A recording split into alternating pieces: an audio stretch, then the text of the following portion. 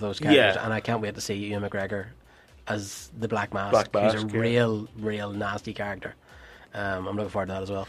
But yeah, so I don't know. For all, as you say, like it just seems like, all this good DC stuff. Oh my God, what is that? Yeah. It just seems like they do that all the time. Like, that's always going to be the angle when it comes to the press. Yeah. They'll never focus on the good stuff. The Joker could come out and be a great movie, and they'll still focus on it and go, it's Warner and DC's lowest box office opening so far. But sure, even like they're focusing on that line. Is it Zazie Beetz you call the girl that was in, she was Domino in Deadpool. Bless you. And she's in the Joker as well. But she said, she did an interview and said that there's a lot of rewrites going on as the movie was going on. And the press are just saying, well, obviously the movie's going to be crap. But this is what happens on movies. But it's just this negativity as well that, as you say, they're focusing on. They're not focusing on the fact that Joaquin Phoenix is going to kill it as the Joker. Yeah. They're focused on the fact that, there was rewrites. There's rewrites, yeah. Troubled production. Yeah, troubled production. Yeah. But yeah, I don't know. I just really hope this isn't the end of Ben Affleck as Batman. No, same here. I think the DC Cinematic Universe, it needs a break. I know. Just stop with it. Even just the Batman stuff in Suicide Squad. Yeah. Like, he's in Suicide Squad altogether for about 2 minutes. He kills it. Probably the best Batman stuff ever put in film. It's great. Just like the point where he's going to take down Deadshot. Yeah. You see the cape. Yeah, he comes down. Swinging in out of focus behind Will Smith. Yeah, and the bit even with the Lamborghini turns around the corner and he's holding on to the top of it. Yeah. She's like, you ruined date night. Yeah. I just love that. He punches Harley Quinn in the face. He punches Harley Quinn. Underwater. Yeah. He knocks her out. And then whenever he's trying to revive her, she kisses him. Yeah. I know, brilliant. How can you not love that? It's unreal. Talking about punching women. Yeah, brilliant. The misogynist show continues. There's a great fight in Punisher. Oh yeah. At the start of season 2, where he gets involved with his gang, and there's a couple of women in the gang, and they're as good at fighters as him. But it's just like he just goes toe to toe with them, and it's just the idea because the Punishers are a real git. He doesn't care, he does not care. And these two girls go at him, and he just lays into them, and they lay into him, and it's one of the best fight scenes I've ever seen, and it's really, really good. And it's just this whole idea as well that's you need more of that. You need to portray that properly. That everyone's wound up these days about being progressive. That's what I call progressive. Oh, it's probably the two girls, they were tough as, and in fact one of the girls comes back at him again later on. Then it's really, really good. It's a really, really good fight scene. But yeah, so I can't. I don't know, Ben Affleck. I'm just crushed. Yeah.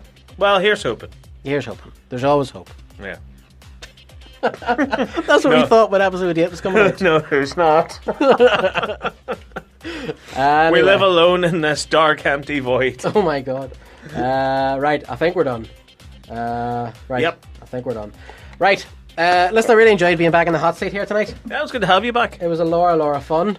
I think I'll be able to do a couple of shows over the next coming weeks. Oh, that's good. I think I've got a couple of Thursdays off over the next few weeks.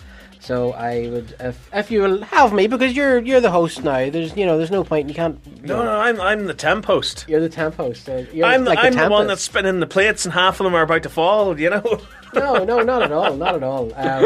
But yeah, so hopefully in the next over the coming weeks, I'll be able to get in here a wee bit more than I have been over the last while. That'll be nice. Because I do miss the show. I love doing this. We've already gone 40 minutes over time, but I just love talking nerdy stuff. Yeah, who cares? Yeah. It's not like there's anyone in after us. Yeah, no, that's true. But yeah, so thanks for having me. Oh, no worries. It's been great being back in the show. Absolute pleasure. And to everybody out there, thank you very much as always. Oh, but plug your YouTube channel. Yeah, I keep forgetting to do that whenever I host a show as well. It's youtube.com/votesaxon07. We're currently bashing through series 1 of Doctor Who. And what a revelation it is. Like the Christopher Eccleston episode? Yes. Oh yeah, I've seen some of your reviews. I haven't watched these in a good number of years now. Yeah. Honestly, if you want to know how bad Doctor Who is now, go back and watch these. Yeah. Because I used to think these were cheesy and lame back in the day. They're writing stellar. Yeah. Their writing is absolutely stunning. I mean, the episode with the ghosts and Charles Dickens. Yeah.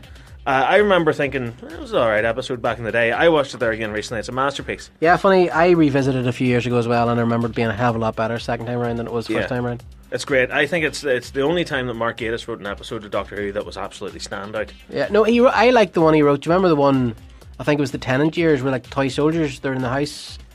Do you remember, it's somebody wrote "Help Me" or something on the wall? Oh, that's the Matt Smith one, yeah. Yeah. I remember hating that. I think I've only ever watched it once. I remember liking it, but the end doesn't make any sense whenever you look back at what happened during the episode. Well, that's a lot of the Matt Smith years. Yeah.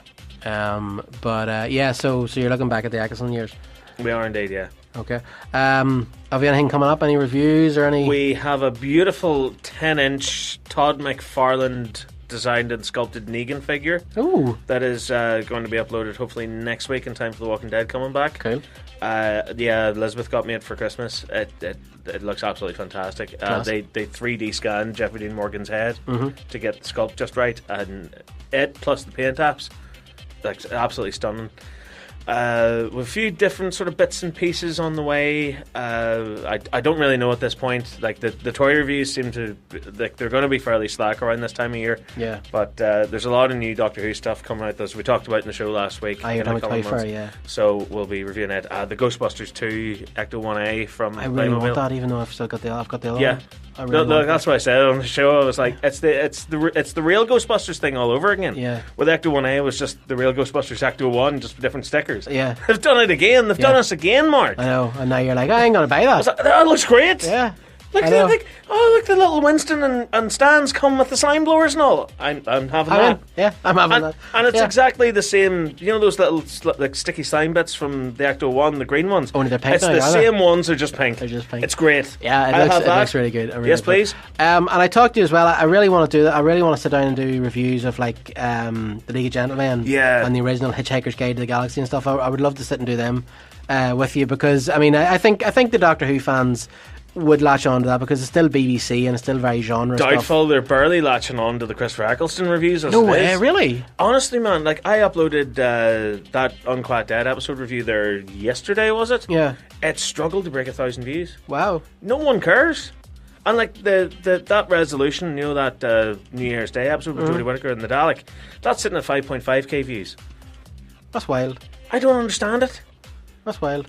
I bought the figure, the Jodie Whittaker Doctor. Yeah, figure. that looks like it has the insect on her head. Yeah, it's such a nice figure, and then just that big splodge of brown paint on her hair. Yeah. It ruins the figure. It really does. See, that's what happens whenever you let your roots grow through. Yeah. Have you heard the companion sets coming out? Yeah, I heard you saying. I'm Yeah. going to have to buy that. Like. Yeah. Where it's the only set where Yaz is going to be made completely out of packaging. Yeah. Yeah, it's going to be made out of cardboard. Yeah.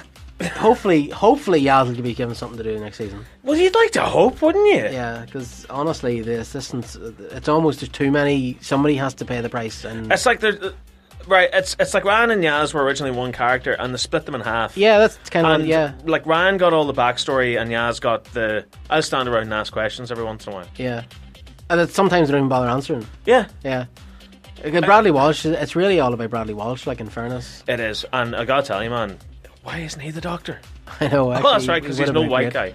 That's Yeah. right. That doesn't He- fit the BBC's agenda now. I know. He would have been a great Doctor. He would have been a fantastic Doctor. And do you know what? Before this performance, I wouldn't have pegged him as the Doctor. No, but I he's really a really is actually But is a really good actor. I think it's so ironic that the BBC went down the route of, oh well, we'll get a female Doctor because we're woke now and it's gender representation and all this stuff, and that's great. That's great that you have your female Doctor now.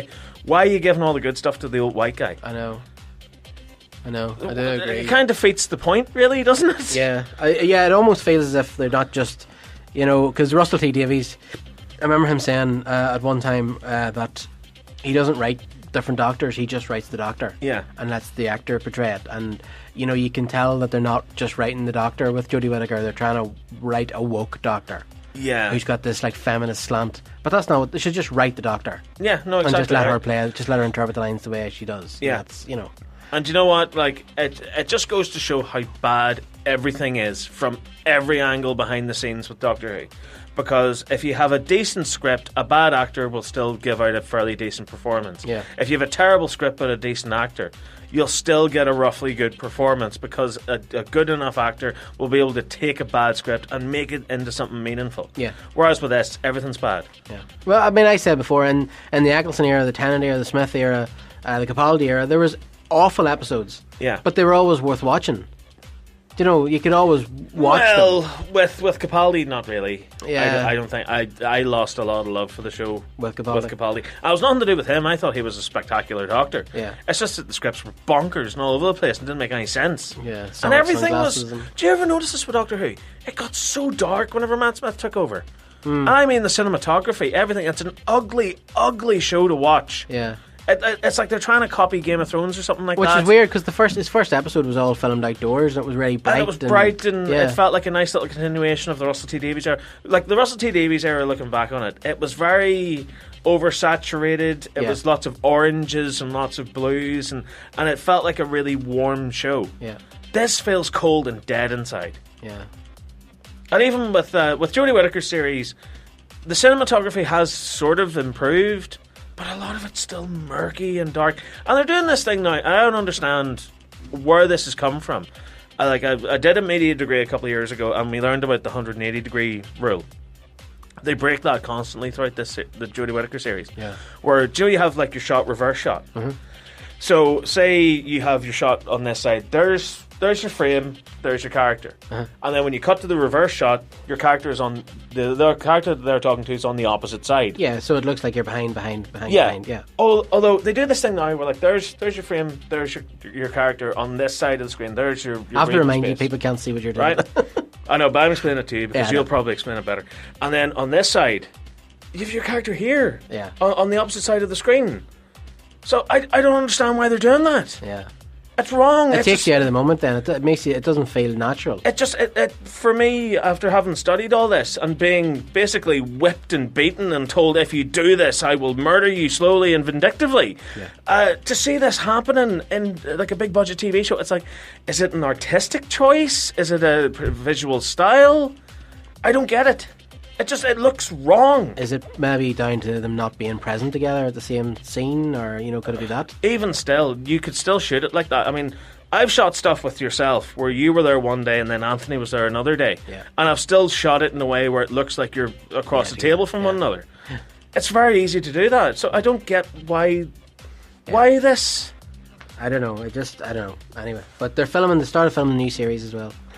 Even though we're not getting it till the end of 2020. Great. I don't understand why they're filming it now and then they're not going to release it for like a year and a half. Take your time. Anyway, right. So that's us. So I would love to do that League of Gentlemen Hitchhiker's Guide thing down the line with you. Absolutely. Well, I've got nothing to do for the rest of the year, so I might as well. Right. What? I literally don't have any new content to put out because there's no new Doctor Who to talk about. Yeah. I downloaded Scratchman, the Tom Baker audiobook. Okay. So, got it. How are you going to review an audiobook? I'll sit and talk about it. Fair enough.